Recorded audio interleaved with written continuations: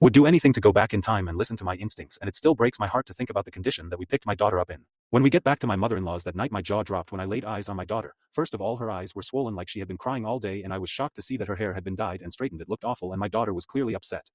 I immediately started ripping into my mother-in-law, asking what the hell she had done to my child. She just kept telling me to calm down and insisted this was a much cleaner look for my daughter. She said she had taken my daughter to a professional salon to get her hair dyed and keratin treated. She had dyed her hair a horrendous shade of platinum blonde, and the keratin didn't mix well at all with my daughter's hair, and it left it with this crunchy wavy texture that felt atrocious. Apparently my daughter had been forced to sit in the hairdresser's chair for almost 4 hours, even though she was only a toddler.